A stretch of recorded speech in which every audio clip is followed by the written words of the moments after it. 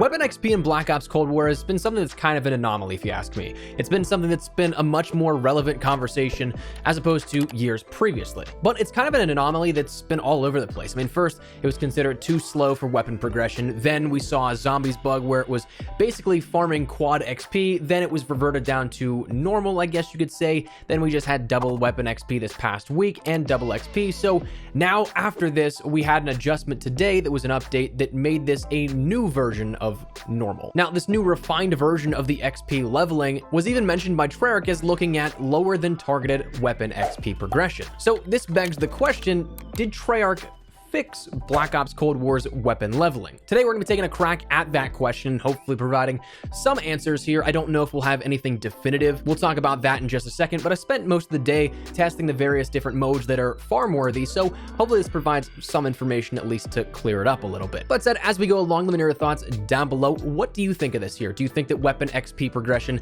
still needs a little bit of tuning? Do you think it needs an increase, maybe a decrease, or do you think that it's nice where it is right now? Whatever it is, let me know down below. But also, if you are new to the channel, make sure you hit that subscribe button as we're on that road to 400,000 subscribers, and we'll keep it up to date with all things Black Ops Cold War, Warzone, and anything COD related. So if you'd like to join the community, I'd love to have you. But that said, let's talk about this patch and what changed here potentially with the weapon XP. So for the patch itself, we ended up getting a couple of different things adjusted, mostly relating to that of XP yields, but there also was something with Nuketown that changed some of the out of boundaries and a bug persisting there. But on a global level, they increased the weapon XP earn rates for both multiplayer and zombies.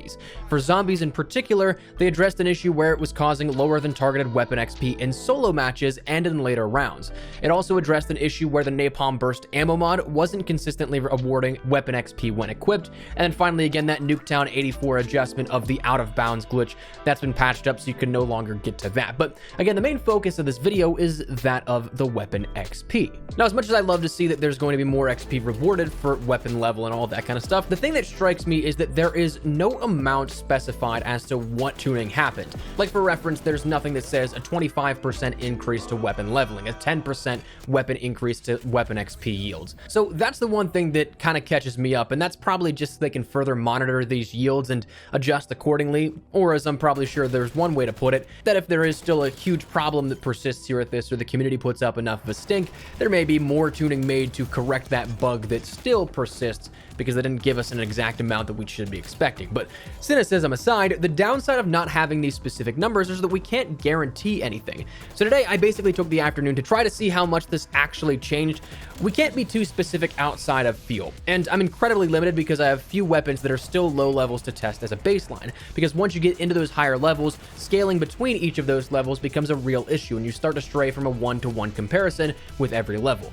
But with that in mind, let's talk about the testing here at this, because I played a bit around the three main grind modes that we currently have: Zombies XP farming, Dirty Bomb, and then regular old traditional MP. So Zombies has been at the forefront of the conversation because of how efficient it can be.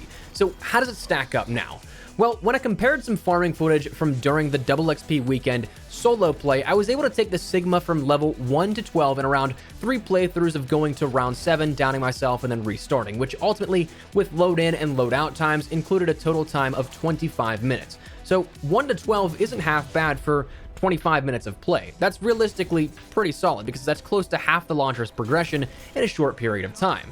Scaling, of course, kicks in the double digits, so it will get a little slower when you compare to later games, but comparably, solo grinding now, I was able to take my RPG from a level 4 all the way up to level 12 in a similar 27-minute span of 3 run-throughs, probably shaving about 30 to 60 seconds off of that as well, because I, unlike the first test through, was pausing quickly to check weapon level mid-match, so you could probably shave off a minute of that. But that's honestly not too bad, just about a comparable timetable post-double XP with this weapon XP adjustment.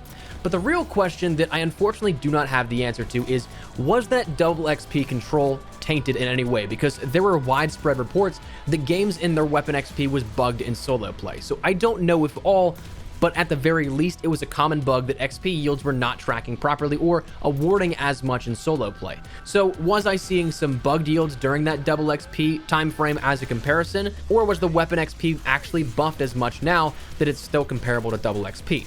That's unfortunately just something that I don't have the capability to answer right now. Another thing to bear in mind is that the patch notes mentioned that higher round XP scaling is better now, meaning that in theory you should be able to get more XP for your weapons as you go further.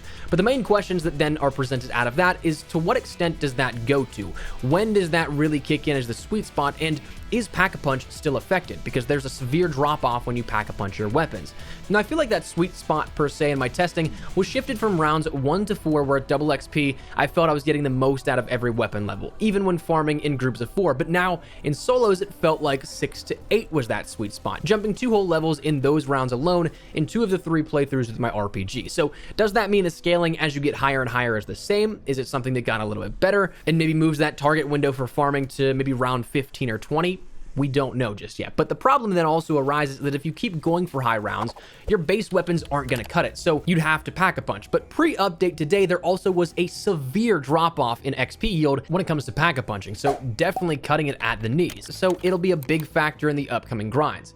Now for that, if all things work properly and none of the controls are faulty, this may still be a very solid buff to zombies, but the jury is still out on that one. Zombies in particular had, of course, much discussion about the weapon XP yields as opposed to, say, MP, even during double XP. So maybe this buff that was made to it actually brings it closer to double XP, because double XP should have been the normal rate here for it.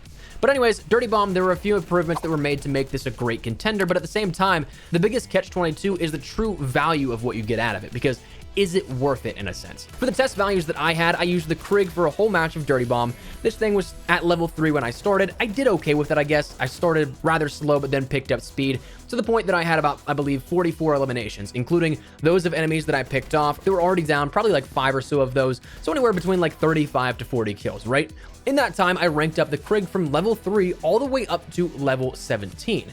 A hell of a nice scroll through in the after action rewards, but here's the thing. This was by and far the longest playthrough that I tested, coming in at just a few seconds over the 30-minute mark. Now, if you want a straight answer, this does come in better than our previous pre-double XP controls that we used when testing Dirty Bomb beforehand, because by comparison, you're getting about a weapon level now every 1 minute and 45 seconds, as opposed to an average about 1 level every 2 minutes pre-update. So at a base level, yes, there is a visible difference, but you have to weigh the pros and cons for yourself. Do you think 30 minutes each game is beneficial? That's a lot of time to be in, longer than most Blackout and Warzone matches, so the longest game mode we have in COD history right now. But it's also entirely performance dependent, so you could easily, in theory, pick up not even half the eliminations that I did, and trust me, I've had plenty of trash games in Dirty Bomb, so it's definitely possible.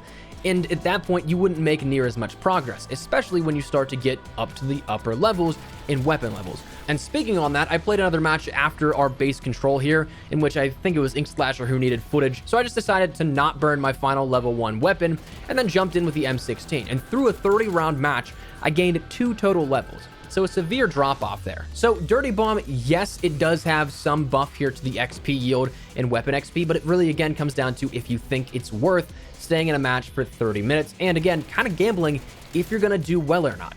As for traditional MP, this is something that's kind of hard to gauge because I did have my ups and downs for sure, but it's really all predicated on that average that we can come out to. But to give a little backstory here for this playthrough, this testing here, I did actually see some fruitful XP yields.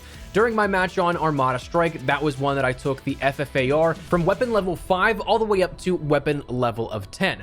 For this match, I ended up going 26 and 13 here, holding a 2 KD in a kill confirmed match, but the big part is that this didn't last near as long as, say, Dirty Bomb or Zombies even. From match start to when I was completely out of the match itself, past the leveled up screen, it was 7 minutes and 49 seconds. So 5 levels in just about 7.5 minutes here. That's a pretty solid average, coming in at about a weapon level every minute and a half. And by comparison to pre-patch, we're about, again, 1 weapon level every 2 minutes or so. So about a 30-second increase here, at least on the earlier side of things when it comes to weapon leveling. But again, that's something that takes that scaling of the earlier rounds and maybe skews that a little bit. So again, this entirely performance-based, and What I found was that hardcore, admittedly, I did not have good games for these tests that I tried today and burned my last level 1 weapon, unfortunately, but it seemed to be about a similar XP yield and ratio here for what you did with kills and your performance there. So when it comes to MP in terms of if it's better, I think that this can basically sum up the entirety of my testing so far. Ultimately, I feel like there is an improvement, but not as much as maybe people were hoping. I feel like weapon levels are better, but not by a whole ton, just slightly. Again, I wish there was a little bit more clarity in terms of how much it was actually boosted, whether it be 5% weapon XP, whether it be 10%, 25%, just to get some sort of grasp on what actually changed here. But unfortunately,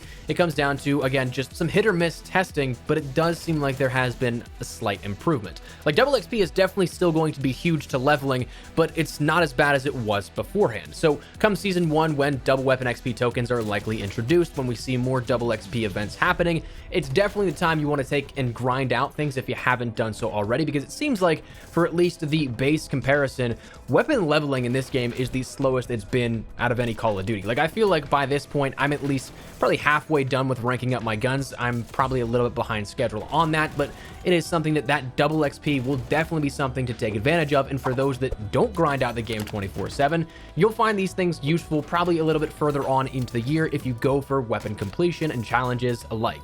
So that's something that right now, that's where we're at here at this. That is Treyarch's air quote fix to weapon XP. Again, I think it is there, but I kind of wish there was a little bit more in terms of that boost to the progression. But that's where we're going to wrap it up. I would love to get your thoughts and feedback down there in the comment section down below. Do you guys think this was changed? Have you noticed any XP yields that seemed up to you? And would you hope for other changes here coming in the future, whether that be further boost to it, maybe a rollback, whatever it is? Let me know your thoughts. But hopefully you enjoyed the video. If you did, make sure to drop a like down below. And of course, if you are new to the channel, make sure you guys subscribe so you don't miss a single thing regarding all things Black Ops Cold War, Warzone, and of course, anything COD related. We got you covered. So if you're interested, hit that subscribe button. If you also want to follow me over on Twitter and Instagram, there's the best places to get connected outside of YouTube. Probably live on both those. If you guys want to strike up a conversation, ask me a question, whatever it may be, that link is down there in the description below. But let's end out the way. Thank you guys all so much for watching. My name is Espresso. I'll see you guys later. Take care and peace.